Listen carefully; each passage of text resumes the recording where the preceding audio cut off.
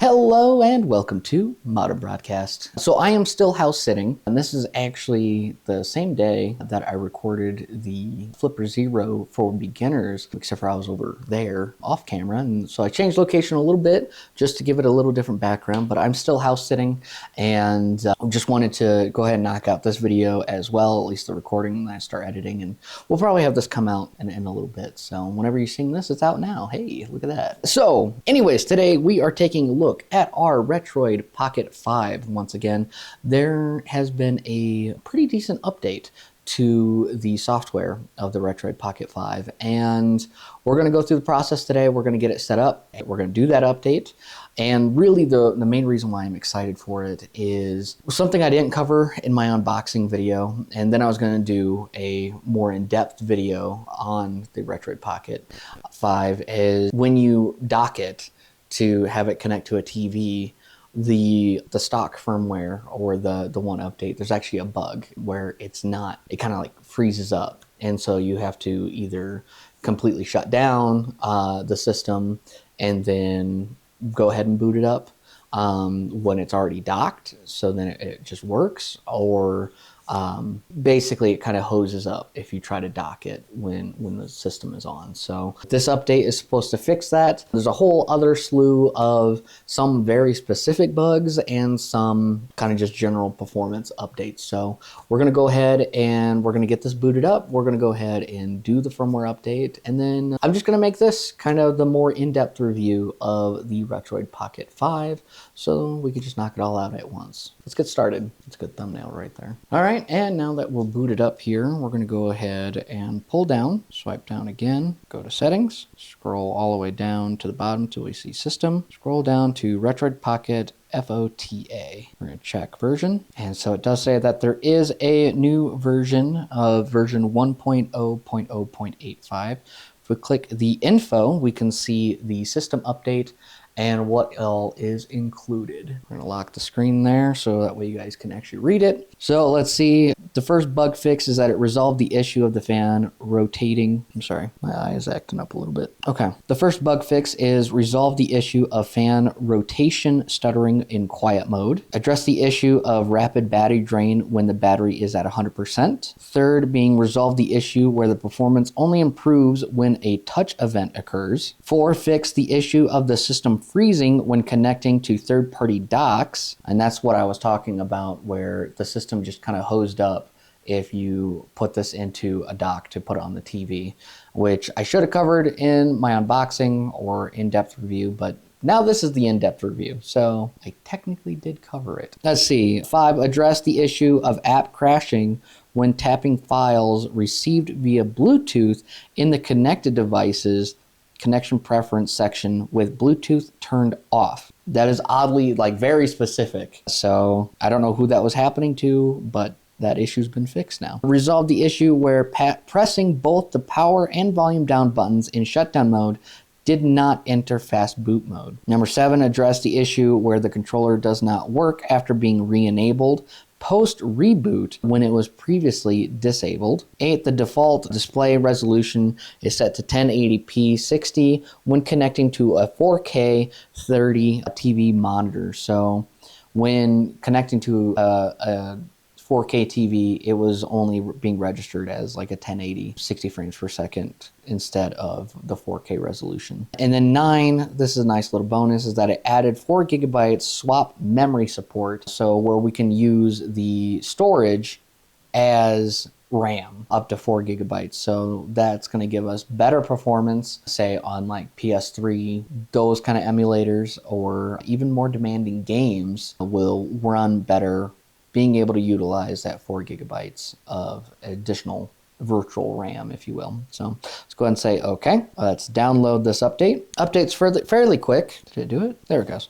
Just push the circle again. It said check now, but as soon as I clicked it, it's now actually updating it after it downloaded. We'll let this kind of run. It should take a few minutes, but then we should be all set and good to go. All right, so that took about roughly 4 or 5 minutes, and now the system upgrade is completed. Does the immediate restart take effect? Yes, it does.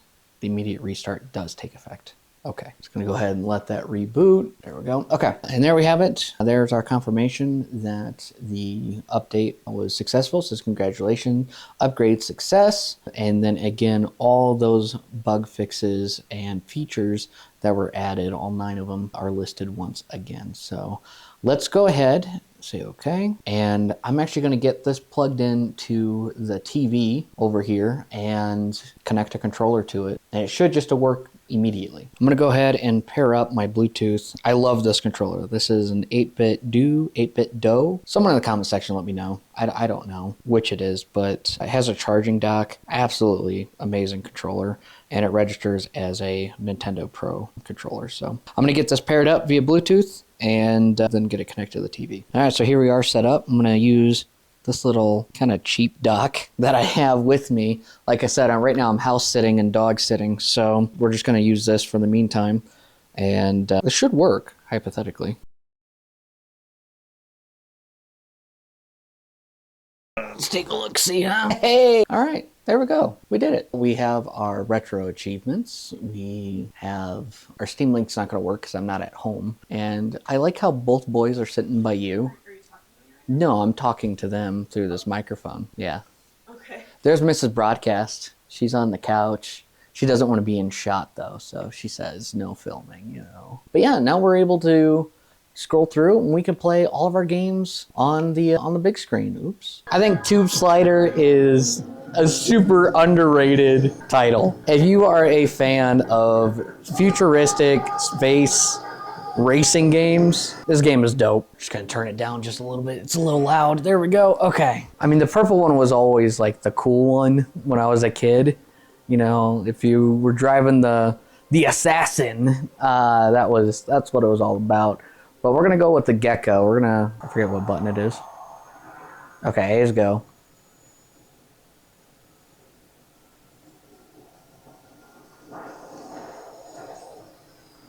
What was always so cool is you could, I mean, you could be upside down, you could,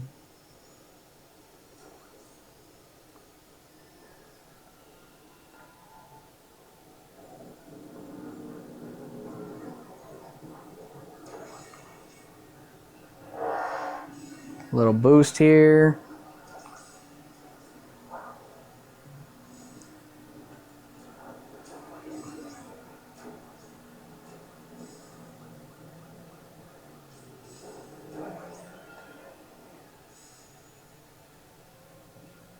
It got ahead of us. There we go.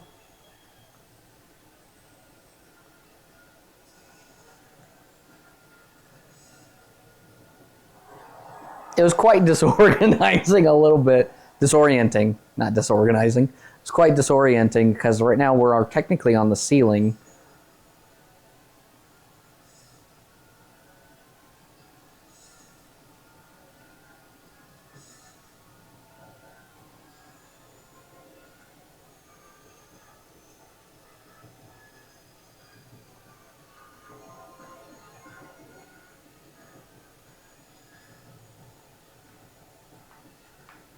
Oh, I missed him.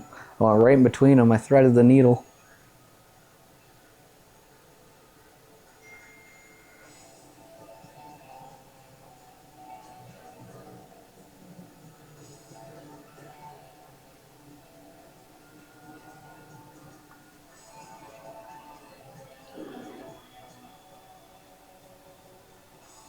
Got B for boosting, let's go. A wipeout. There we go.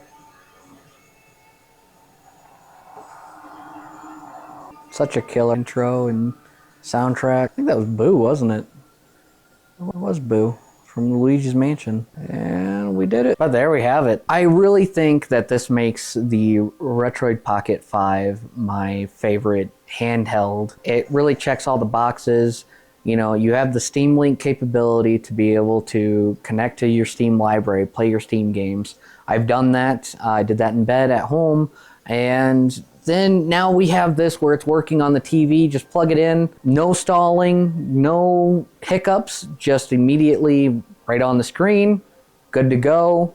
And can play our games on the go. So, yeah.